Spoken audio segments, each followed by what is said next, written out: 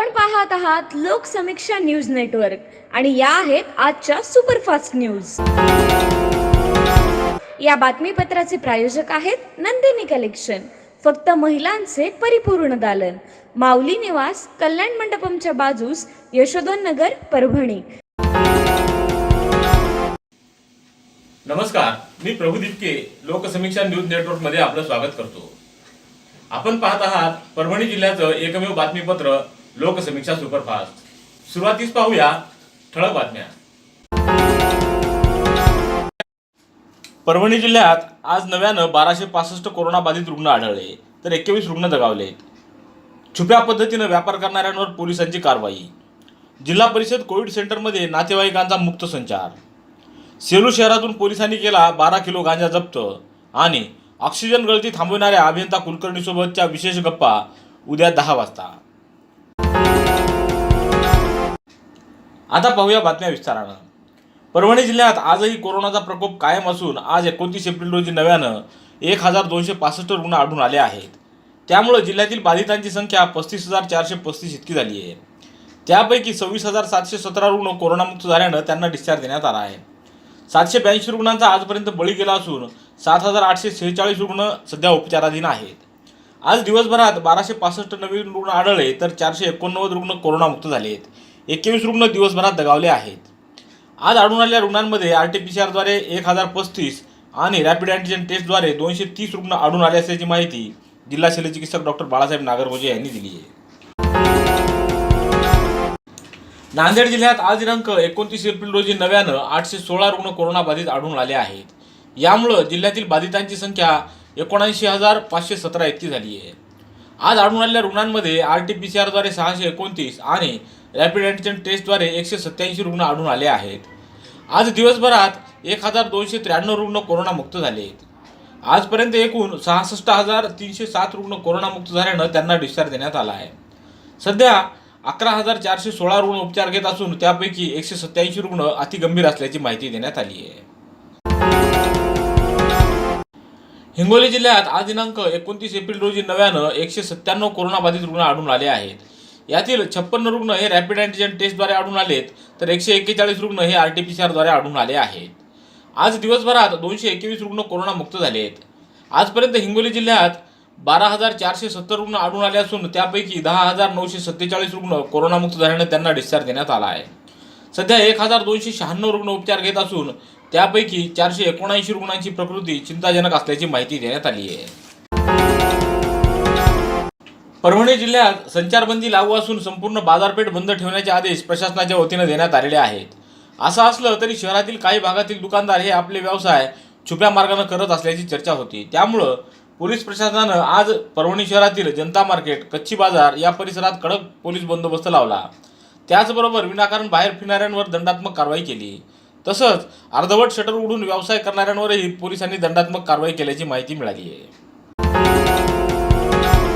सर्व कुटुंबाच्या कपडे खरेदीसाठी परभणीतील एकमेव होलसेल दालन Shrihari wholesale sari depot and menswear, परभणीचे महावस्त्र दालन, खास लग्न बस्त्याचे माहेरघर।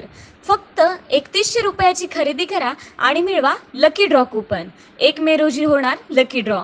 तोष्णेवाल कॉम्प्लेक्स, जागृती मंगल कार्यालयाच्या बाजूला, वसमत रोड, परभणी। परभणी शहरातील कल्याण मंडपमच्या सभागृहासह आवारात 500 खाटाचं जम्बो कोविड सेंटर उभारलं जाणार आहे। त्या दृष्टीनं जिल्हा प्रशासन, आरोग्य विभाग व महापालिका प्रशासनानं हालचाली सुरू केल्या आहेत। पालकमंत्री नवाब मलिक यांनी आपल्या परभणी दौऱ्यात परभणीत 500 खाटाचं जम्बो कोविड सेंटर उभारलं जाईल असं जाहीर केलं होतं। कल्याण मंडपम इथं 2 मोठे सभागृह आहेत, तसंच स्वतंत्र अशा खोल्याही आहेत। या कल्याण मंडपमचा परिसर देखील मोठा असल्यानं चारही बाजूंनी इथं संरक्षण भिंत आहे। त्यामुळं कल्याण मंडपमची ही इमारत कोविड सेंटरच्या दृष्टीनं सुरक्षित असून आज सकाळपासून या इमारतीमध्ये कोविड सेंटर उभारणी संदर्भात हालचाली सुरू झाल्या असल्याचं दिसून आलंय। जिल्हा परिषदेच्या नवीन इमारतीमध्ये कोविड हॉस्पिटल सुरू केल्यापासून या ठिकाणी मोठ्या प्रमाणात रुग्ण उपचार घेत आहेत। या रुग्णांना डबे व अन्य बाबी देण्यासाठी रुग्णांचे नातेवाईक या ठिकाणी येत असतात। हे नागरिक या इमारतीच्या आजूबाजूला रस्त्यावर थांबत असल्यामुळे प्रशासनानं या इमारतीच्या परिसरातच नातेवाईकांना थांबण्यासाठी कक्ष उभारणीला सुरुवात केली असल्याचं दिसून आलंय। परभणी शहर महानगरपालिका आणि जिल्हा रुग्णालयात 30 एप्रिल रोजी कोविशिल्ड लस उपलब्ध झाली असून खालील ठिकाणी ही लस देण्यात येणार आहे। त्यात खानापूर प्राथमिक आरोग्य केंद्र, खंडोबा बाजार प्राथमिक आरोग्य केंद्र, साखळा प्लॉट प्राथमिक आरोग्य केंद्र, इनायतनगर प्राथमिक आरोग्य केंद्र, जिल्हा रुग्णालय, जायकवाडी प्राथमिक आरोग्य केंद्र, शंकरनगर प्राथमिक आरोग्य केंद्र, दर्गा रोड प्राथमिक आरोग्य केंद्र या ठिकाणी ही लस उपलब्ध असून नागरिकांनी या केंद्रावर जाऊन लसीकरण करून घ्यावं असं आवाहन महापालिकेच्या वतीनं करण्यात आलं आहे. कोरोनाच्या काळात इयत्ता 10वी व 12वीचे विद्यार्थी अनेक पालक संभ्रमात आहेत. म्हणून डॉक्टर हुलसुरे सोशल फाउंडेशनच्या वतीनं यावर्षी देखील विशेष कार्यक्रम मंत्र यशाचा आयोजित करण्यात आला असून प्राध्यापक नितीन बानगुडे पाटील हे 2 मे रोजी सकाळी 11 वाजता ऑनलाईन पद्धतीनं मार्गदर्शन करणार आहेत. या मार्गदर्शनाचा लाभ घेण्यासाठी विद्यार्थ्यांनी हुलसुरे बायोलॉजी क्लासेस या यूट्यूब चॅनलला सबस्क्राईब करावं असं आवाहन करण्यात आलं आहे. परभणी शहरातल्या जिल्हा परिषदेच्या इमारतीमध्ये कोविड हॉस्पिटल सुरू करण्यात आलं असून या ठिकाणी उपचार घेणाऱ्या रुग्णांचे नातेवाईक मोठ्या संख्येनं गर्दी करत असल्याचं दिसून आलंय. याकडे प्रशासनानं लक्ष देऊन या ठिकाणी येणाऱ्या नातेवाईकांच्या फिरण्यावर बंधन घालावं अशी मागणी होऊ लागली आहे. हे नागरिक रुग्णांच्या संपर्कात येऊन ते परत गावात फिरू लागल्यानं ते सुपर स्प्रेडर बनण्याची शक्यता नाकारता येत नाही. जिल्हा पुरवठा अधिकारी मंजुषा मुथा यांच्या सूचनेनुसार शहरातल्या सर्व शिवभोजन केंद्रांची आज तपासणी करण्यात आली. या पथकात पुरवठा तपासणी अधिकारी दळवे, नायब तहसीलदार वाघमारे यांनी पाहणी केली आहे. बसस्थानक परिसरात असलेल्या शिवभोजन केंद्रावर या पथकानं पाहणी करून समाधान व्यक्त केलं. त्यावेळी त्यांनी जेवणाचा दर्जा, पॅकिंग, किचन आदी बाबींची पाहणी केल्याचं सांगण्यात आलं. गुडघे दुखत आहेत? आता काळजी नको. आयुर्वेदिक उपचाराने गुडघ्यावर उपचार करा आणि जगा आनंदी आयुष्य. बालाजी आयुर्वेदिक निसर्गोपचार केंद्र, तलाठी कार्यालयाच्या पाठीमागे, वसमत रोड, परभणी. संपर्क डॉक्टर गोविंद कामटे. मोबाईल क्रमांक 9923300914. सध्या कोरोनाचे रुग्ण मोठ्या प्रमाणात वाढले आहेत. त्याचबरोबर अनेक जण कोरोनावर मात करून बरे झाल्याची माहिती देखील उपलब्ध होते. परभणी शहरातल्या आंबेडकर नगरातील 90 वर्ष वयाच्या आजीबाईंनी कोरोनावर मात केली आहे. नाबदाबाई आदोडे या आजींनी कोरोनाशी 2 हात करत त्या या लढ्यात विजयी झाल्यात. तब्बल 10 दिवस चिराई हॉस्पिटल इथं उपचार घेतल्यानंतर नाबदाबाई आज घरी परतल्यात. यावेळी त्यांचं टाळ्या वाजवून आणि ऑक्सिजन करून कुटुंबियांनी स्वागत केलं. परभणी जिल्ह्यातील सर्व उपविभागीय अधिकारी यांचे कार्यालय व तहसील कार्यालयात महाराष्ट्र दिनी 1 मे रोजी ध्वजारोहणाचा कार्यक्रम साजरा करण्यात येऊ नये. तसंच जिल्ह्याच्या मुख्यालयाच्या ठिकाणी ध्वजारोहणाच्या कार्यक्रमात इतर अधिकारी कर्मचारी यांनी उपस्थित राहू नये असे निर्देश महाराष्ट्र दिनाच्या पार्श्वभूमीवर जिल्हाधिकारी दीपक मुगळीकर यांनी एका आदेशाद्वारे दिले आहेत. संबोधी अकादमी महाराष्ट्र व इंडियन बुद्धिस्ट ऑर्गनायझेशनच्या वतीनं श्री सिद्धार्थ गौतम चित्रपटाचे नायक महाउपासक डॉक्टर गगन मलिक यांच्या संकल्पनेतून भारतामध्ये 84,000 बुद्धमूर्तींचं मोफत वाटप केलं जाणार आहे. त्याचाच एक भाग म्हणून औरंगाबाद इथं 16 मे रोजी भव्य कार्यक्रम होणार होता. परंतु सद्यस्थितीत देशासह जगात कोविडची भयानक स्थिती असल्यामुळे औरंगाबाद इथं 16 मे रोजी आयोजित करण्यात आलेला कार्यक्रम स्थगित करण्यात आला असल्याची माहिती समाजभूषण भीमराव हातीआंबेरे यांनी दिली आहे. महानगरपालिका कर्मचारी कोरोना काळात फ्रंटलाईन वर्कर म्हणून कार्यरत असून काम करणाऱ्या कर्मचाऱ्यांना कमीत कमी 5 लाख रुपयाचं विमा कवच देण्यात यावं अशी मागणी महापालिका अधिकारी व कर्मचारी संघटनेच्या वतीनं करण्यात आली आहे. महापालिका अधिकारी व कर्मचारी संघटनेचे संस्थापक अध्यक्ष के आंधळे यांनी महापालिका आयुक्त देवदास पवार यांना 27 एप्रिल रोजी याबाबतचं निवेदन सादर केलं आहे. सेलू शहरातल्या फुलेनगर भागात चोरटी विक्री करण्यासाठी आंध्र प्रदेशातून आणलेला जवळपास 12 किलो गांजा स्थानिक गुन्हे शाखेच्या पथकानं जप्त केला आहे. शहरातल्या फुलेनगर भागात छापा टाकून पोलिसांनी 29 एप्रिल रोजी 2:30 वाजण्याच्या सुमारास ही कारवाई केली आहे. पोलिसांनी यावेळी तपासणी केली असता आरोपी मल्हारी मुकणे याच्या घरामध्ये निळ्या रंगाच्या प्रवासी बॅगमध्ये गांजाचे 2 पॅकेट आढळले. एका पॅकेटमध्ये 6.067 ग्रॅम तर दुसऱ्या पॅकेटमध्ये 5.900 ग्रॅम असा एकूण 11.967 किलोग्रॅम गांजा पोलिसांनी या ठिकाणी जप्त केला आहे. जप्त केलेल्या गांजाची किंमत 1,19,670 रुपये इतकी असल्याची माहिती देण्यात आली आहे. जिल्ह्याचे पालकमंत्री नवाब मलिक हे 30 एप्रिल रोजी परभणी जिल्ह्याच्या दौऱ्यावर येत आहेत. 30 एप्रिल रोजी औरंगाबाद येथून पाथरी इथं आगमन तसंच पाथरी ग्रामीण रुग्णालय व कोविड केअर सेंटरला सायंकाळी 7:30 वाजता भेट देतील. 8 वाजता पाथरीहून परभणीकडे प्रयाण करतील. 8:30 वाजता परभणीच्या शासकीय विश्रामगृहात आगमन व मुक्काम करतील. 1 मे रोजी सकाळी 8 वाजता महाराष्ट्र दिनाच्या ध्वजारोहण कार्यक्रमास त्यांची उपस्थिती राहील. सकाळी 8:15 वाजता अधिकाऱ्यांसमवेत जिल्हाधिकारी कार्यालयात संदर्भात आढावा बैठक होईल. सकाळी 9:15 वाजता खरीप हंगामपूर्व आढावा बैठक आणि 10:15 वाजता पत्रकार परिषद घेऊन सोयीनुसार परभणी इथून ते नागपूरकडे प्रयाण करतील अशी माहिती देण्यात आली आहे. परभणीच्या जिल्हा रुग्णालयातील ऑक्सिजन प्लांटची झालेली दुर्घटना वेळेवर धावून येत ऑक्सिजनची गळती थांबवून शेकडो रुग्णांचे प्राण वाचविणाऱ्या बायोमेडिकल इंजिनियर असलेल्या सुनील कुलकर्णी यांच्याशी विशेष बातचीत केली आहे आमची प्रतिनिधी ऐश्वर्या डावरे हिनं. सुनील कुलकर्णी यांच्यासोबतचा विशेष वृत्तांत उद्या सकाळी 10 वाजता अवश्य पहा. परभणी शहरातील इक्बाल नगरातील आश्मिरा रजीन परवेज जिकरिया या 7 वर्षीय बालिकेनं तिच्या आयुष्यातील पहिला रोजा यशस्वीरित्या पूर्ण केला आहे. आश्मिरा ही डॉक्टर कौसर परवेज जिकरिया यांची कन्या आहे. तिनं रोजा यशस्वीरित्या पूर्ण केल्याबद्दल तिचं अभिनंदन करण्यात आलंय.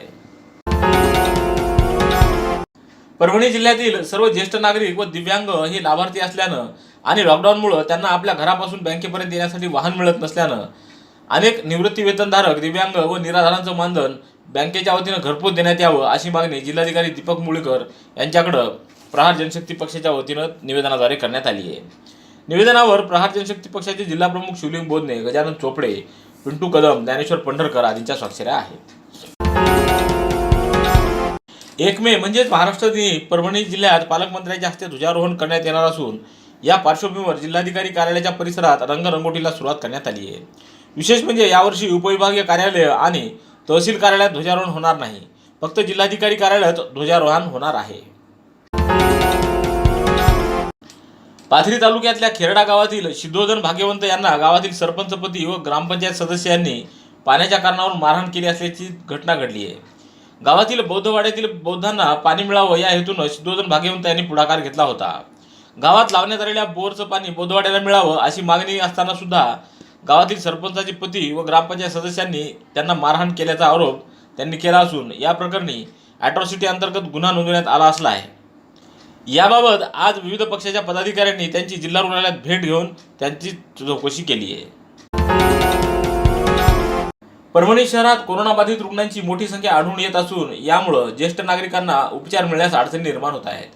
या महामारीच्या काळात ज्येष्ठ नागरिकांना इतर व्याधींसाठी तज्ज्ञ डॉक्टरांची एक टीम तयार करून नाममात्र दरानं किंवा ऑनलाईन पद्धतीनं वैद्यकीय सेवा पुरवावी अशी मागणी परभणीतील सामाजिक कार्यकर्ते सुभाष बागळे यांनी केली आहे. परभणी शहराच्या मध्यवस्तीतील गांधी पार्क भागातील श्री पंचून त्र्यंबक हनुमान मंदिरातील पुजाऱ्यास नानलपेठ पोलीस ठाण्याच्या सहाय्यक पोलीस निरीक्षकांनी धक्काबुक्की केल्याचा आरोप सदर पुजाऱ्यानं पोलीस अधीक्षकांना दिलेल्या निवेदनाद्वारे केला आहे.